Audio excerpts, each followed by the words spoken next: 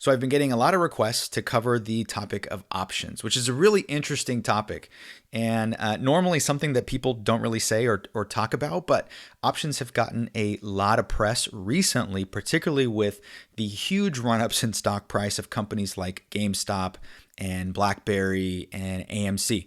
Now, we're not necessarily going to get into kind of some of the reasons why that happened, although there's a lot of literature on that, and so you can read up on that on your own. But we are going to talk about really from a fundamental standpoint what options are at a very basic level, just so you can understand how they work. Options are a form of a derivative, which is very, very confusing, and it's designed to be. But really, they kind of work in a fairly simple fashion, and so we're going to walk through how they function. So for starters, let's talk about really what options are. An option, in the most simplest sense, is a contract, and that contract gives us the option to buy or sell something.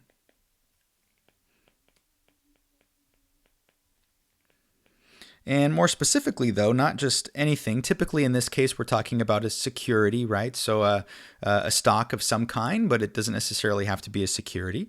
But buying something buy or sell something at a specific price.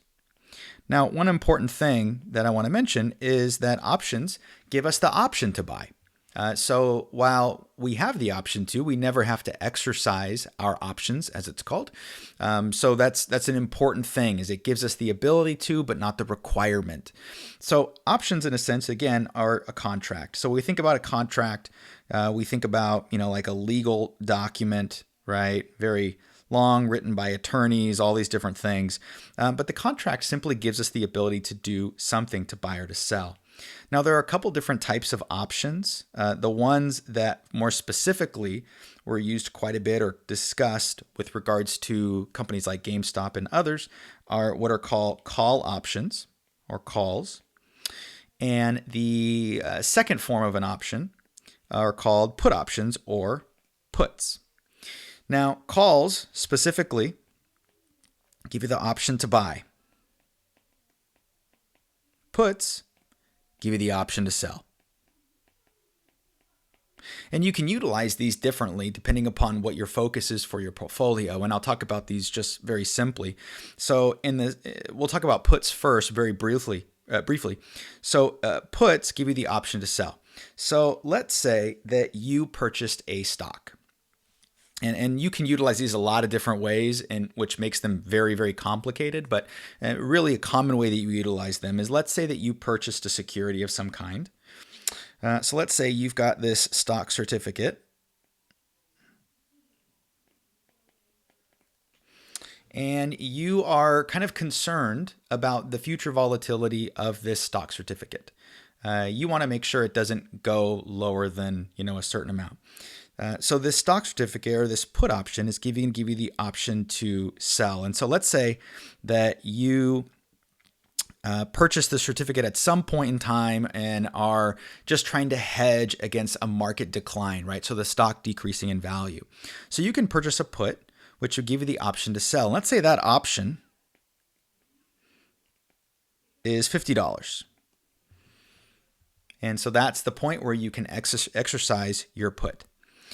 Now, in the event that the stock value goes down, right? Let's say it drops down to, within a trading day, it suddenly maybe at one point is at 55. And then at some point within a trading period, it drops to 45. Under normal conditions, right? If you wanted to get rid of the stock, you would have to realize this loss, right? Especially if you bought it for, let's say, 60. Really it doesn't matter for the purpose of this example, but you would have to realize a loss. Now, there might be some advantages to doing that, right? You can write that off and that sort of thing, which is great. But if you have this option, this put, this is going to give you the ability to sell at the $50. So you don't really have to, you can still retain some of the earnings that you've generated, or some of the value of the stock from the share price appreciation. So that's one way that you can do it. It helps to minimize your losses, because I'm establishing a floor, if you will, for how much money I might lose which works well, particularly in volatile times, particularly when you have a stock that you're just not sure is where it's going to go. Now, I'm going to add, if you're interested in holding it for a long period of time, you don't care about calls and puts. Because if you're, a traditional, buy and hold strategy investor, you're just going to purchase the stock and you're going to hang on to it and you're not going to sell it, for a long period of time. So you're not worried about all the ups and downs and that sort of thing. But if you were like trading, where you're more interested in not necessarily just fundamentals, but also the technicals of what stocks are doing at every point in time, well, you might use a put to hedge against some downturn volatility so that you can still maintain a certain return on your investment, right? That's what you can do. Now, calls work the exact opposite of puts. So against puts are more like defense if you're kind of, to use a kind of a comparison to sports.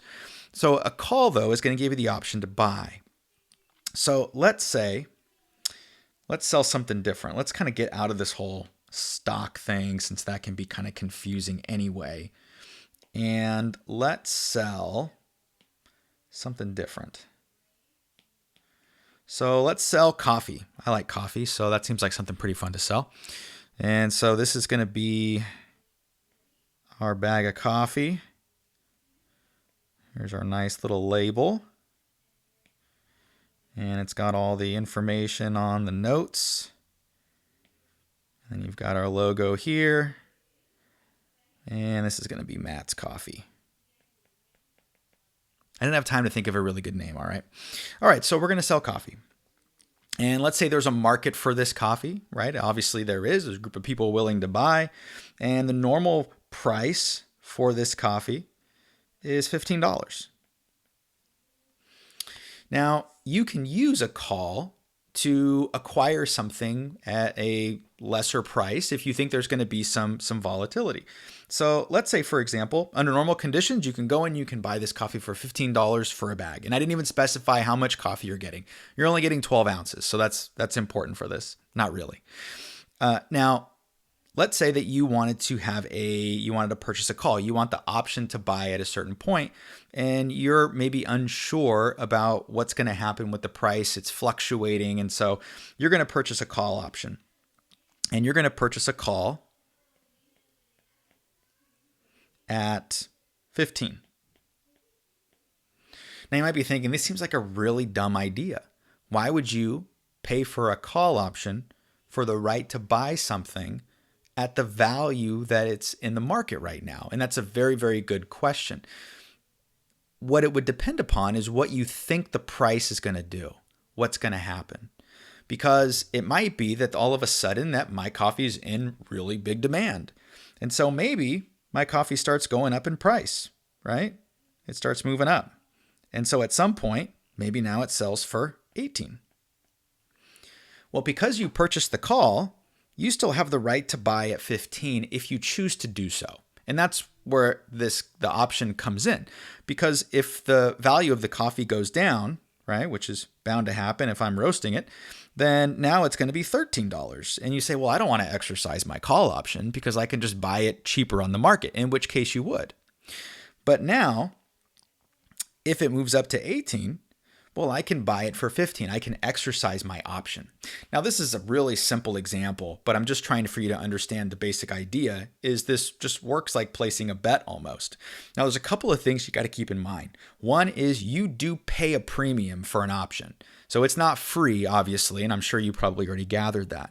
Now, that premium is going to be based on a couple things, right? It's going to be based upon some of the market factors, based upon the time period, and based upon the price.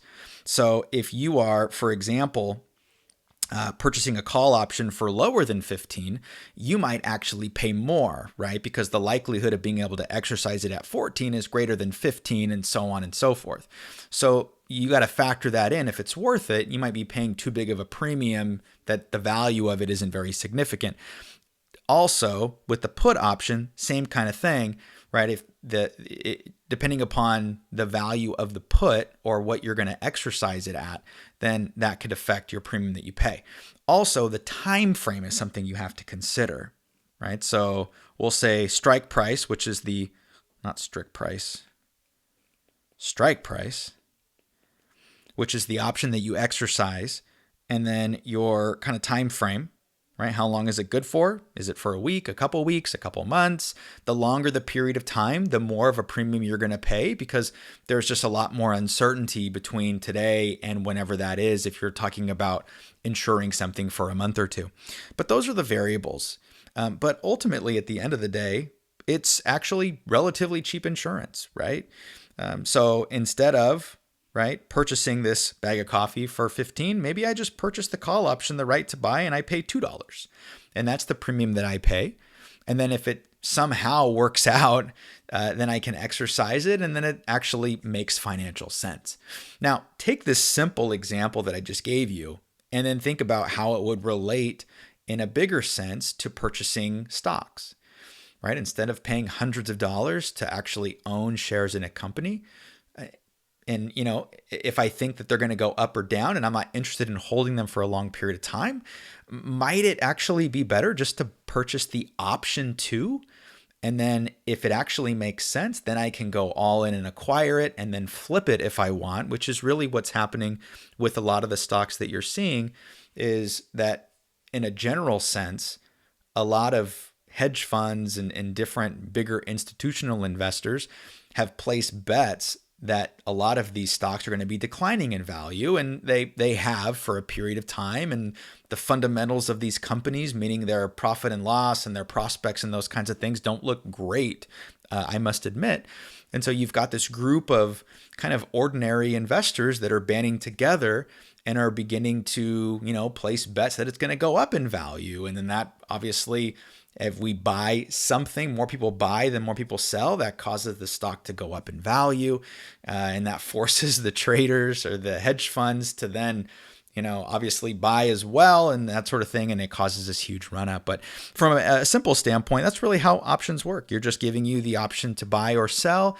Again, you don't have to utilize it unless it's absolutely, unless you feel like it's advantageous to your position. So hopefully this was fairly clear and it, you guys enjoyed it. If you've got questions, let me know. I like this topic personally. So if you'd like to learn more, shoot some questions down in the comments there.